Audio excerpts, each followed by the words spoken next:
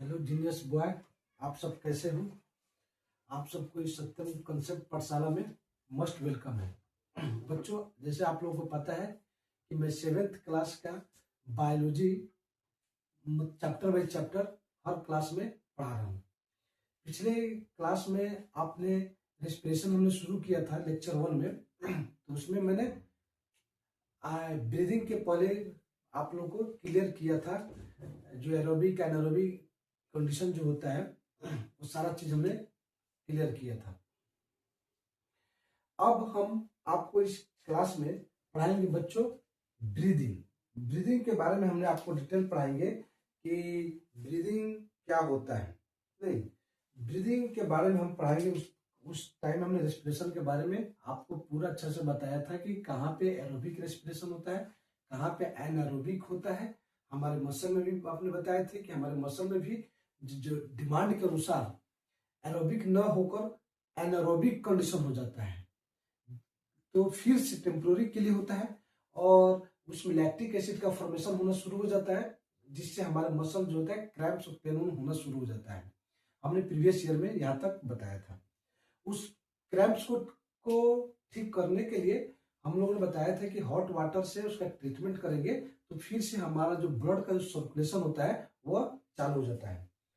बच्चों, मैं आप लोग को यह प्रॉमिस कराया हूं कि जो भी चीज हमने यहाँ पे पढ़ा रहे हैं आपका पूरा का पूरा कॉन्सेप्ट क्लियर करते हुए, जो 11th-12th में जो बच्चे को दिल्ली कोटा जाना पड़ता है फिर से यही सब चीज पढ़ने के लिए, जो आपका बेस यहीं से मजबूत हो जाएगा।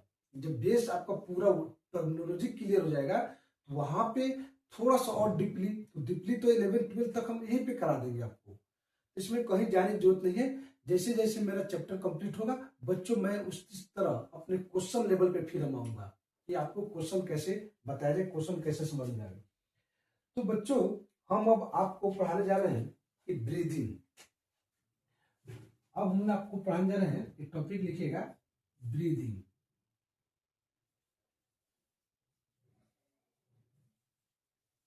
ब्रीदिंग ब्रीदिंग जो टर्मिनोलॉजी आपसे कोई पूछेगा ब्रीदिंग क्या होता है, तो बच्चों हम जो भी ब्रीदिंग जो करते हैं इसका मतलब होता है, ब्रीदिंग का मतलब क्या होता है कि हम एयर लेते हैं, taking air rich in oxygen.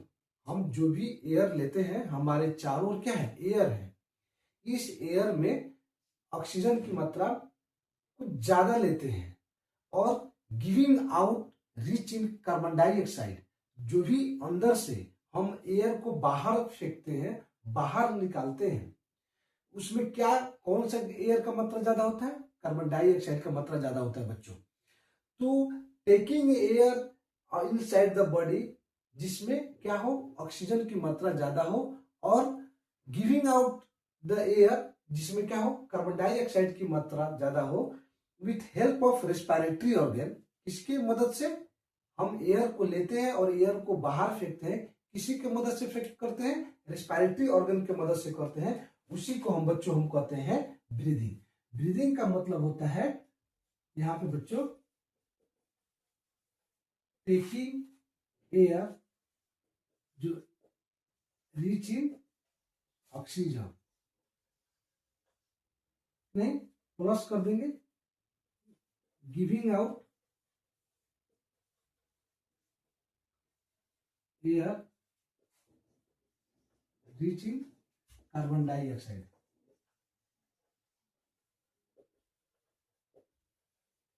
Carbon dioxide जब हम एयर को अंदर लेते हैं और एयर को बाहर करते हैं, ये सारा जो प्रोसेस होता है वो रेस्पिरेटरी ऑर्गन के मदद से होता है। किसके, रेस्पिरेटरी ऑर्गन के मदद से होता है, with help of respiratory organ. इसी रेस्पिरेटरी ऑर्गन की मदद से जब यह प्रोसेस जो होता है कंटिन्यूस, ये होल लाइफ होता है।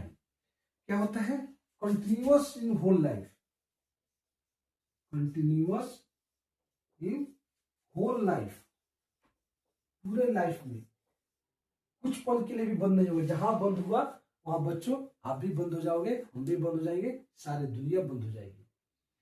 तो एयर को लेना और एयर को फेंकना, बाहर निकालना को ही हम लोग क्या कहते हैं बच्चों, ब्रीदिंग कहते हैं, ब्रीदिंग कहते हैं बच्चों।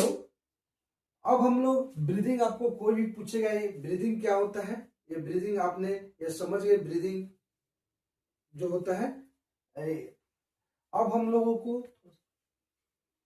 के बारे तो हम लोग अब हमने बताया आपको कि रेस्पिरेटरी ऑर्गन की मदद से बच्चों हम लोग लेते हैं हमारा।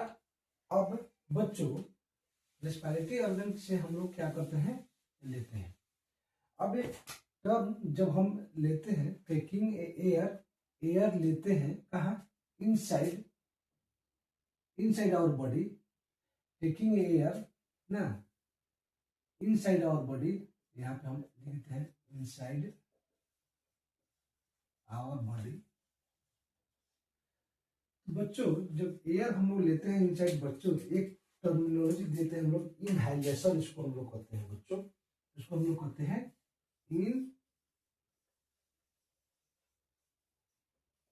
इस प्रोसेस को हम लोग कहते हैं इनहाइलेशन। जब हम एयर को अपने अंदर लेते हैं बच्चों, जब ऑक्सीजन को अंदर जब लेते हैं तो उसको हम लोग कहते हैं, एक टर्मिनोलॉजी में इनहाइलेशन कहते हैं। और जब हम अपने बॉडी से बाहर इस कार्बन डाइऑक्साइड को बाहर निकालते हैं बच्चों, तो हम लोग इसको कहते हैं एक्सहाइलेशन कहते हैं, एक्सहाइलेशन कहते हैं।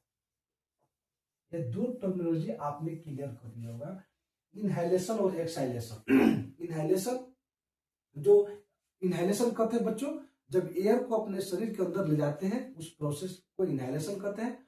और एयर को अपने बॉडी से बाहर फेंक देते हैं, उस प्रोसेस को बच्चों हम लोग कहते हैं एक्सहाइलेशन कहते हैं। तो ये बच्चों एक कंटिन्यूअस प्रोसेस होता है हम लोग का, होल लाइफ में हम लोग का कंटिन्यूअस प्रोसेस होता है। तो बच्चों हम लोग को एक मेजरमेंट करना चाहिए कि 24 घंटा होता है, 24 एक दिन में 24 घंटे होते हैं और एक मिनट में 60 सेकंड होते हैं। तो हम लोग इस कितना बार ब्रीदिंग करते हैं इसका मेजरमेंट करने के लिए क्या करना पड़ेगा बच्चों, एक हम लोग का एक नॉर्मल ब्रीदिंग रेट का डिसाइड करना पड़ता है। जैसे अब हम लोग कहें कि कंटिन्यू ले रहे हैं छोड़ रहे हैं, ऐसे नहीं ना। क्या होता है, जैसे मेरा बॉडी का नॉर्मल टेम्परेचर क्या है, तो बच्चों एक टर्म होता है हम लोग इनहेलेशन और एक्सहेलेशन आप आसानी से समझ गए होंगे बच्चों। एक टर्म एक आता है, इसके बाद हम लोग एक टर्म पढ़ रहे हैं क्या बच्चों, एक टर्म अब आता है, इसी में जोड़ दो ब्रीदिंग रेट।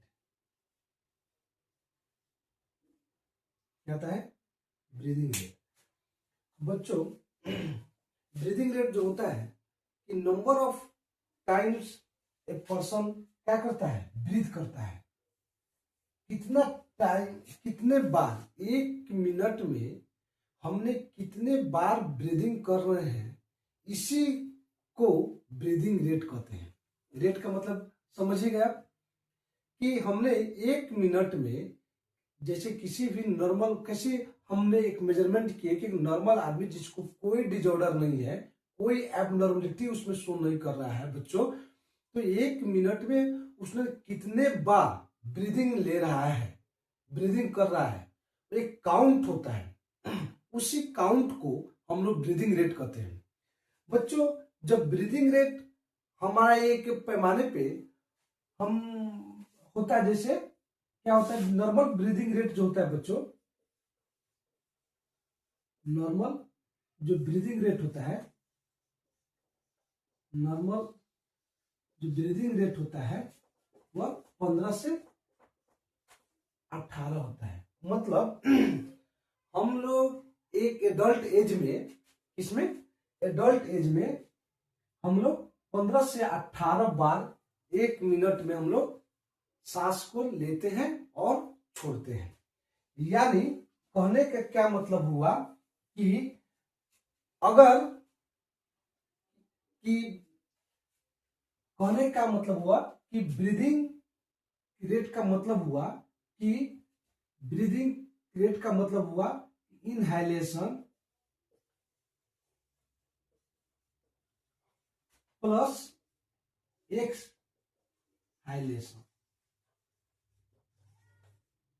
इनहाइलेशन और एक एक्सहाइलेशन लेते हैं, इसी को हम लोग कहते हैं, क्या कहते हैं, ब्रीदिंग रेट कहते हैं बच्चों।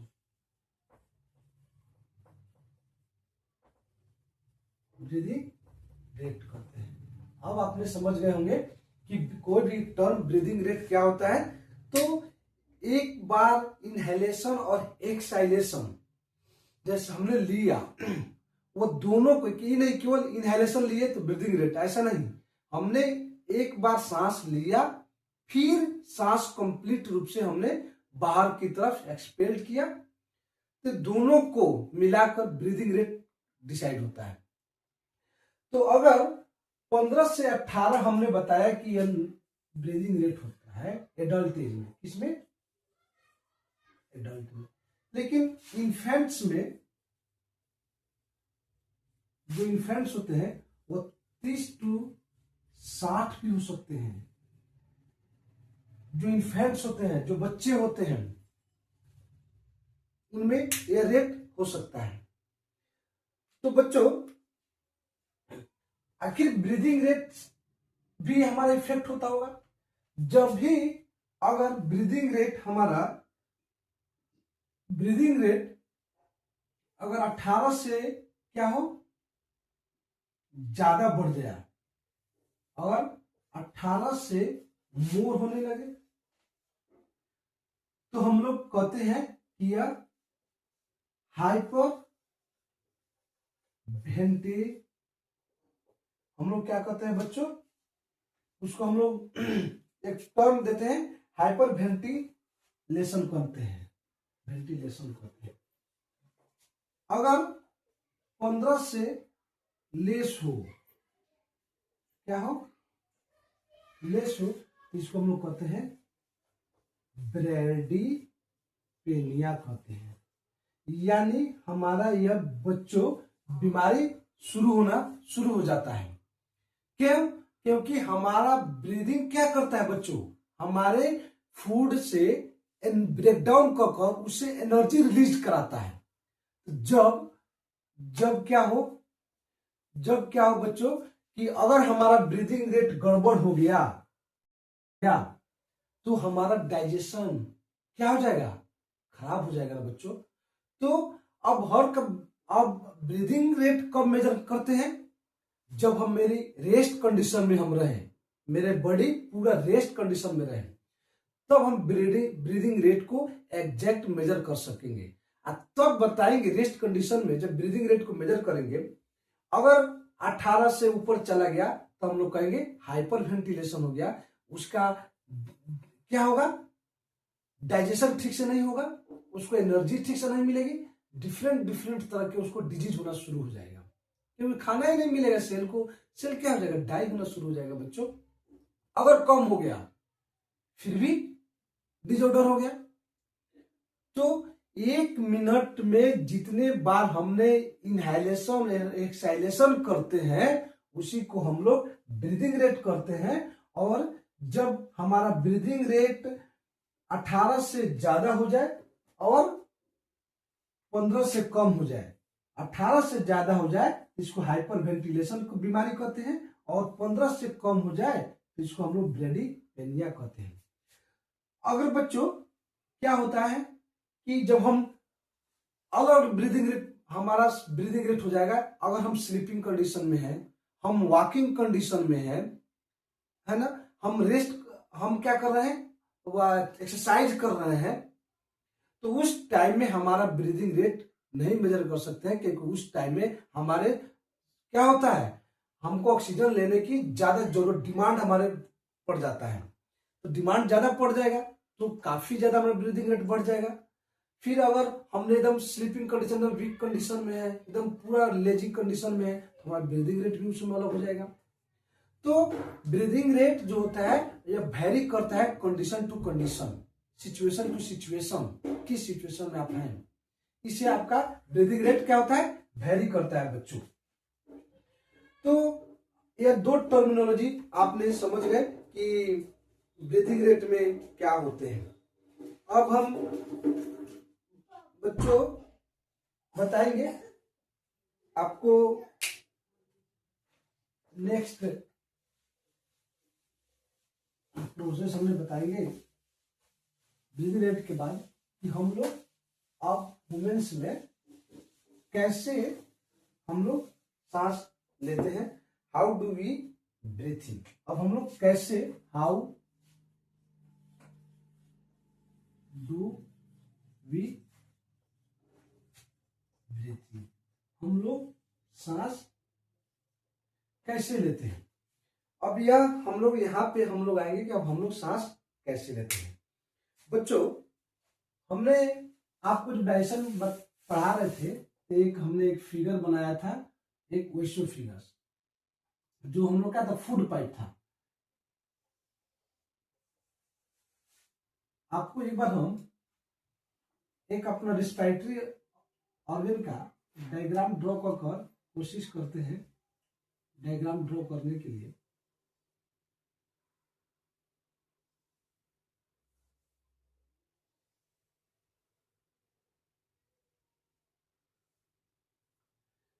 हमने उस टाइम में आपको यहां से एक फूड पाइप रिलीज किया था बच्चों, फूड पाइप बताया था।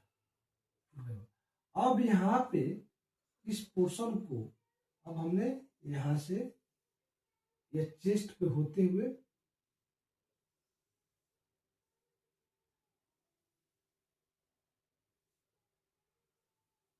यह हमारा स्टर्नम हो जाता है, स्टर्नम होता है बच्चों, हमारे यहाँ रिब केज हो जाता है,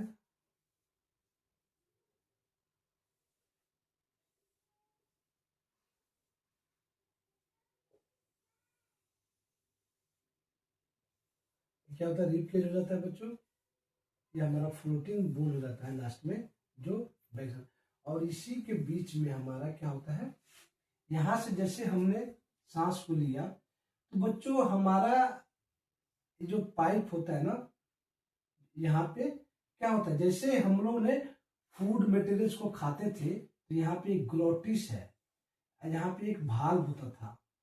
तो जैसे ही हमने फूड मटेरियल को खाते थे तो इस विंड पाइप को ये ग्लोटिस क्या करता था, ढक देता था। और यहाँ पे हम लोग का यह जो ट्रैकिया ट्रैकिया ट्रैकिया जो होता है, हमारे हमारे ट्रैकिया जो होता है बच्चों, ट्रैकिया ट्रैक्यूल्स में कन्वर्ट होता है। अब यहाँ पे एल्वियोलाई एक सैक होता है, इसी में एयर जो होता है बच्चों, इसी में एयर एक फील्ड होता है, नहीं एयर इसी में फील्ड होता है बच्चों। तो यह जो पोर्शन था इसको हम लोग कहते थे क्या, नोस्ट्रिल। फिर जब एयर हमारे नोज के नाके के द्वारा इसमें आता है तो इसको हम लोग कहते हैं नेजल कैविटी कहते हैं। क्या कहते हैं बच्चों, नेजल कैविटी कहते हैं। और इसको हम लोग कहते हैं विंड पाइप कहते हैं। क्या कहते हैं बच्चों, विंड पाइप कहते हैं। और यह गर्दन, नेक और चेस्ट दोनों के द्वारा होते हुए ये विंड पाइप, इसको हम लोग कहते हैं ट्रैकिया। जो और यह ट्रैकिया अलग अलग ब्रांच में डिवाइड होता है, इसको हम लोग कहते हैं ट्रैक्यूल्स कहते हैं। क्या कहते हैं, ट्रैक्यूल्स कहते हैं। और ये ट्रैक्यूल्स किसमें खुलता होता है, एल्वियोलाई में, जिसको हम लोग कहते हैं एयर सैक कहते हैं, एयर सैक या एयर बैग कहते हैं। तो बच्चों आपने इस डायग्राम की मदद से हमने आपको ये दिखाने की कोशिश कर रहे हैं कि, और यहाँ पे एक डायफ्राम होता है बच्चों, एक हमारे बॉडी के ऊपर में पूरा हाफ पोर्शन पे कवर होता है। तो एक क्या हो गया, डायफ्राम हो गया बच्चों। तो हम लोग इस फिगर के माध्यम से अच्छा से आपको कंसेप्ट क्लियर होगा कि जब हम सांस लेते हैं तो इस वाले पोर्शन को, जैसे एयर एंट्री करता है बच्चों, तो उसको हम लोग कहते हैं नोस्ट्रिल। फिर नोस्ट्रिल के बाद जैसे ही एयर हमारे इस नोज के द्वारा एंट्री करता है, इसको हम लोग कहते हैं नेजल कैविटी। यही नेजल कैविटी जब हमारा यहाँ पे आता है, जहां लैरिंग्स और फायरिंग्स जो होता है, लैरिंग्स और फायरिंग्स, नहीं तो यहाँ फायरिंग्स के पास जहां पे हम लोग कॉमन माउथ में देखना कॉमन ओपनिंग होता है, तो यहीं पे विंड पाइप ही आता है। और हमारा इस चेस्ट, बच्चों आपको हमने 3D डायग्राम भी दिखाने की कोशिश करेंगे, जैसे जैसे क्लास को हमने आगे बताएंगे बच्चों, पूरे डायग्राम बताएंगे। तो यह हमारे चेस्ट के बीच वाला जो बोन होता है, इसको हम लोग स्टर्नम कहते हैं, स्टर्नम। और हमारा जो यह लंग्स है, लंग्स, इसको हम लोग पूरे को लंग्स कहेंगे, नहीं जो लंग्स है यह रिब केज के अंदर में होता है। रिब केज, ऐसे रिब केज हो गया, केज का पिजड़ा हो गया, ऐसे पिजड़ा हो गया, और बीच में हमारा यह स्टर्नम हो गया। यह पूरा यहां से रिब जुटा हुआ है और यह स्टर्नम हो गया बच्चों। और इसी रिब केज के अंदर में यह रिब होता है, सॉरी लंग्स होता है काफी ज्यादा। जैसे इसको, जैसे हम लोग कोई मारता है तो ये हमारा जो रिब है यह लंग्स को प्रोटेक्ट करता है। पीछे से भी हमारा रिब है और आगे से भी रिब बोन है, नहीं इसी बोन के अंदर में दोनों साइड में लंग्स दोनों साइड में होता है बच्चों, इसी दोनों साइड में बच्चों लंग्स होता है। तो अब हमने आपको बताने जा रहे थे बच्चों, जब हम इनहेलेशन करते हैं, क्या करते हैं बच्चों, इनहेलेशन करते हैं, आप एकदम कंसेप्ट को आराम से समझिएगा, कोई भी आपको रटने की जरूरत नहीं है बच्चों, यह मेरी गारंटी है, केवल आप एक बार लाइन बाय लाइन। तो हमने क्या बताया बच्चों कि जब एयर हमारे नोस्ट्रिल के द्वारा जो नोजल कैविटी में जाता है, तो हमारे इस एटमॉस्फेयर में बहुत सारे पार्टिकल्स भी होते हैं, बहुत सारे ऐसे ऐसे वीड के सीड भी होते हैं, जो पता है बहुत सारे माइक्रो पार्टिकल्स होते हैं, सूक्ष्म कण भी तैरते रहते हैं। तो आपने जैसे देखा होगा कि जैसे हमने एयर लिया, अगर कोई भी पार्टिकल हमारे अंदर चले जाए तो हम लोग क्या हो जाएंगे, खत्म हो जाएंगे। इसके लिए भी ये सिस्टम हमारे बना हुआ है, हमारा स्ट्रक्चर वेल डेवलप है बच्चों, कि जैसे हम लोग एयर लेते हैं इसमें बहुत सारे पार्टिकल होते हैं, तो जैसे ही नोस्ट्रिल के पास आता है एयर, और हमारे एयर नेजल कैविटी में बहुत सारे छोटा छोटा माइक्रो हेयर होते हैं, उस हेयर से वो क्या होता है, पार्टिकल जो होते हैं वो फिल्टर हो जाते हैं।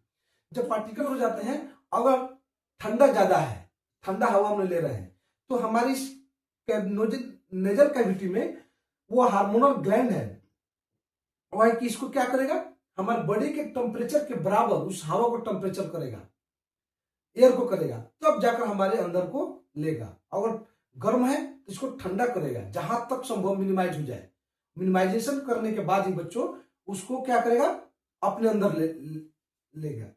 तो अगर वहीं जो बच्चों जो पार्टिकल चल जाते हैं, जो हमको बार बार स्नीजिंग होता है, छींक होता है, जब तक वो पार्टिकल निकलेगा नहीं तब तक हमें छींक आते रह जाएगी। हमारे पास कई सेंसिटिव एरिया है, और कोई भी जैसे हमारा टंग सेंसिटिव एरिया है, स्किन भी है, सारा चीज सेंसिटिव एरिया है। तो जैसे ही कोई पार्टिकल अगर इस नेजल कैविटी में आ जाएगा तो स्नीजिंग होने शुरू हो जाता है, छींक आना शुरू हो जाता है, और छींक आकर उस पार्टिकल को बाहर निकाल देता है। तो हमने बताया बच्चों, जैसे ही हमने इनहेलेशन लेते हैं, क्या करते हैं, इनहेलेशन लिए, एयर लिए, तो बच्चों जैसे ही एयर लिए तो रेस्पिरेटरी सिस्टम भी क्या पंप की तरह काम करता है। जैसे हम लोग किसी भी पाइप के द्वारा अगर एक जगह से दूसरा जगह पानी को पोर करते हैं, तो पहले उसको क्या करते हैं, बाल्टी में एक इनको डालते हैं, दूसरा पाइप को अपने सक करते हैं, यानी उसको प्रेशराइज बनाते हैं। अगर उसी तरह का प्रेशर हमारे अंदर में सिस्टम सकिंग और एग्रेशन न हो तो कैसे ले सकते हैं। तो हमारा जैसे ही एयर हम लोग एयर लेते हैं, इनहेलेशन करते हैं, तो हमारा ये रिब जो होता है ना, जैसे देखो सांस हमने लिया, सांस लेते हैं तो रिब क्या होता है, इनहेलेशन में क्या होता है, हमारा जो रिब्स है मूव करता है, अप की तरफ मूव करता है, और क्या करता है, आउटवर्ड फूलता है। जैसे हम लोग, आप लोग कभी सिपाही उपाही की भर्ती में होगा बच्चों, तो सांस लेकर सीना को फुलाया जाता है ना, तो ये हमारा रिब सांस लेते से हम एयर लेते हैं तो रिब ऊपर की तरफ जाता है और बाहर की तरफ आउट ग्रोथ होता है। एंड रिब्स जो होता है अप की तरफ मूव करता है और आउटवर्ड, कहा मूव करता है बच्चों, आउटवर्ड, बाहर की तरफ मूव करता है। उसी दौरान ये डायफ्राम जो होता है, ये डायफ्राम जो होता है बच्चों, ये डायफ्राम किधर की तरफ मूव करता है, डाउनवर्ड की तरफ मूव करता है। किधर की तरफ मूव करता है बच्चों, डाउनवर्ड, याद रखना, डाउनवर्ड। जैसे ही यह जो डायफ्राम है नीचे की तरफ जाता है तो एयर सैक, एयर के लिए एक स्पेस क्रिएट होता है, प्रेस होता है, तब हमारा उस टाइम में सांस हम लोग लेते हैं। ये डायफ्राम जो होता है ऐसे हो जाता है, ऐसे हो जाता है, नहीं कब, जब हम इनहेलेशन लेते हैं तब। समझ में आया कि नहीं बच्चों? अब हम लोग एक्सहाइलेशन करेंगे, एक्सहाइलेशन करेंगे, एक्सहाइलेशन करेंगे तो बच्चों क्या होगा, जब हम एक्सहाइलेशन करेंगे तो रिब्स जो होता है हमारा, आप देखना जब हम हवा को छोड़ेंगे रिब्स कहां जाएगा, डाउन की तरफ जाएगा, नीचे की तरफ, और इनवर्ड अंदर की तरफ जाएगा, अंदर जब जाएगा। और डायफ्राम जो होता है, डायफ्राम जो होता है यह अपवर्ड की तरफ जाता है। क्योंकि जैसे ही जब प्रेशर बाहर, अंदर से बाहर जाएगा, तो जैसे ही पूरा प्रेस करेगा, उठाएगा, तब ना जाके एल्वियोलाई पे प्रेशर पड़ेगा, तब ना एल्वियोलाई का एयर जो होता है ज्यादा होगा बाहर वाले एयर से, तो फिर से ये एयर क्या होगा, इस एल्वियोलाई से ट्रैकियोस में, ट्रैकिया में, तब ये ट्रैकिया के होते हुए नेजल कैविटी के थ्रू नोस्ट्रिल से बाहर चलाता है बच्चों। अब आपको कोई यहाँ पे कोई कंफ्यूजन हो तो आप हमको बता सकते हैं बच्चों, कि कोई कंफ्यूजन आपका हो तो आप हमें बता सकते हैं कि कहाँ पे आपको कोई दिक्कत है। हमने जो एक टर्म बताया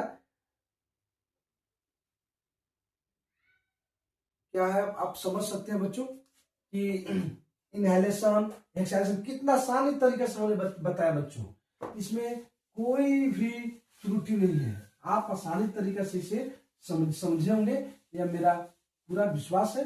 इनहेलेशन और एक्सहेलेशन हमने पूरा सिस्टम के बारे में बच्चों बताया कि हमने कैसे प्रक्रिया के द्वारा हम इसको लेते हैं और इसको बाहर करते हैं।